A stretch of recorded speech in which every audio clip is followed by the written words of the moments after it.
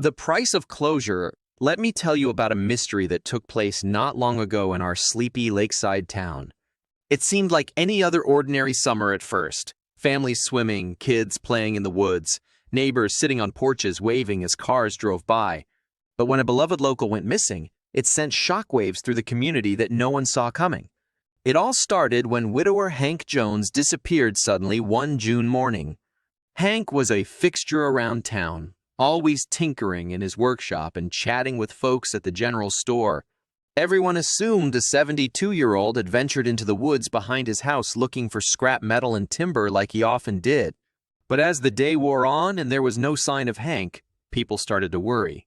Jake Collins, who owned the bait shop next to Hank's property, knew all of his neighbors' habitual trails and set out to search for him, along with a few other men from town. They scoured the woods calling Hank's name as the afternoon shadows grew long. But they found nothing, aside from a dirty old hat lying trampled in the underbrush. Jake picked it up, dusting off the familiar embroidered initials. H. G. J. With a sinking heart. Soon more local men joined the search parties combing the woods and lakeshore. But even as they waded through the reeds and peered into the murky water, there was no trace of Hank. As news spread, theories about what happened to him swirled through town. Maybe he got lost and passed out somewhere deep in the woods. Perhaps he had a medical emergency like a stroke or heart attack that incapacitated him. No one wanted to voice the darker possibilities that crept into their minds late at night. By the next day, sheriff's deputies were dragging the lake while police scoured the missing man's home and workshop for clues. But they found nothing useful aside from the usual odds and ends, old tools, scraps of wood, an ashtray stuffed with crumpled cigarette packs. Weeks passed with no breaks in the case. Some speculated Hank had grown despondent living alone and wandered into the lake on purpose. Others whispered he'd had money troubles and fled to avoid debts. Meanwhile, his children pleaded on TV for any information that could bring their father home. With no ransom demand or evidence of foul play, the cops eventually called off the official search. But our town couldn't let it go. Behind closed doors, we speculated on whether an outsider or even one of our own neighbors could be responsible for Hank's disappearance. Trust eroded as we all started eyeing each other warily, wondering who might be hiding sinister secrets. As a gloom settled over our lakeside haven, some turned to mysticism and magic in hopes of finding answers.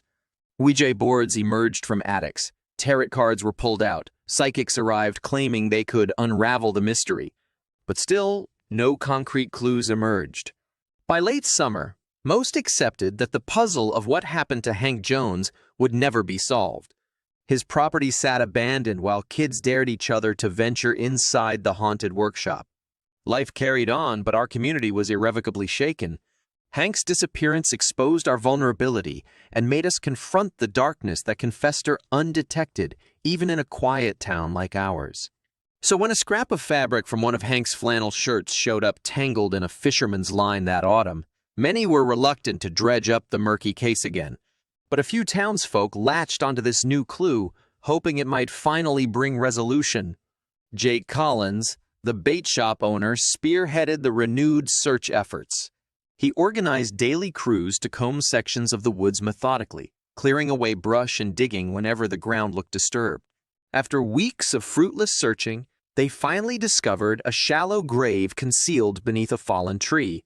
Inside, wrapped in a tattered flannel shirt, lay a skeleton. Dental records would later confirm it was the body of Hank Jones. Our shocked community struggled to process this tragic discovery. Some found comfort imagining Hank had died peacefully of natural causes out in the woods he loved. Others feared darker possibilities, that he'd been murdered or even buried alive. Wild rumors circulated about satanic cults kidnapping and dismembering people for rituals. Some suspected Jake had killed Hank himself in a dispute over property boundaries, then planted evidence to be discovered. Pent-up suspicions exploded into accusations aimed at anyone who had even briefly spoken with Hank before he vanished. Seeing our town unraveling again, Sheriff Rick Green decided to take action. He personally reviewed all evidence, interviewed locals, and even brought in cadaver dogs to comb the area. After compiling an exhaustive report, the sheriff called a town hall meeting to share his conclusions. The expectant crowd sat silently, hoping for an ending that would finally let our community move on and start healing. Sheriff Green somberly presented the facts. Hank had no injuries aside from those consistent with laying undiscovered in the elements for months. No signs of trauma, restraints, or chemicals that would indicate foul play. In his report, the sheriff ultimately ruled Hank's death non-suspicious with no evidence of suicide, murder, or staged burial. I watched anger ripple through the crowd as our last chance for a clean resolution slipped away. The mystery of Hank Jones' final days would haunt our town forevermore. After the sheriff finished speaking, Jake Collins stood up, his face flushed with emotion. "While we may never know exactly what happened, at least Hank can rest properly now," he said. Murmurs of agreement echoed through the room. In the following days, we laid Hank's remains to rest in the town cemetery with a simple engraved stone. Though the tragic mystery still plagued our minds, the funeral finally gave us some closure. We fondly remembered Hank's kindness and how he brought our community together, even if briefly, before fading once more into legend. Soon, snow dusted the lakeshore, and the woods fell quiet for winter. By springtime, life had regained a sense of normalcy on the surface. But those of us who lived through that harrowing summer knew we could never view our town quite the same. Darkness lurks, secrets fester, and well-kept facades hide unimagined rot beneath. Which brings me to a confession I can no longer keep buried. You see, I know exactly what happened to Hank Jones that June morning because I'm the one who killed him. It was an impulsive crime of passion, not premeditated. Hank had discovered my affair with his youngest daughter. In a rage, he threatened to tell my wife and ruin me.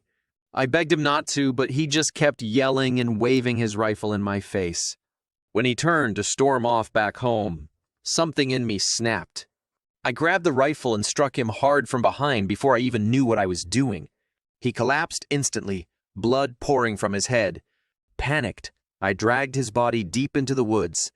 My heart pounded as I dug a makeshift grave under the fallen tree and rolled him in. I even used the old shirt as a pathetic attempt to hide my crime. Then I bent his hat out of shape and dropped it on the trail on my way home, hoping searchers would assume he got lost. Over the months, I lived in constant terror of being discovered. Yet a small, awful part of me enjoyed the power and excitement of getting away with murder right under everyone's noses. When they finally found Hank's body, I concocted the story about seeing scraps of his shirt to throw off suspicion and play the hero. Yet guilt has slowly eaten away at my soul. So today I make this confession taking full responsibility for my horrific actions. I pray it will finally bring some small measure of peace to Hank's family and our community. As for the morale of this tragic tale, it's not for me to say. I'll leave you to unravel it for yourself, like a puzzle missing its final piece.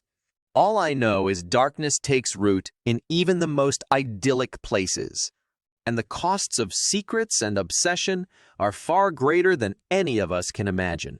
So ends the mystery of Hank Jones' disappearance, with a truth far more disturbing than any fiction. I alone must bear the weight of what happened that summer day. Perhaps by sharing my story, others will think twice before taking irrevocable actions that can destroy so many innocent lives.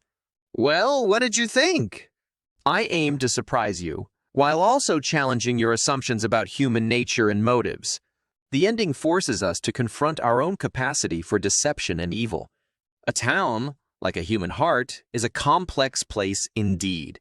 I hope you'll reflect on the story and what it reveals about judgment, justice, and the dangers of seeking simple answers.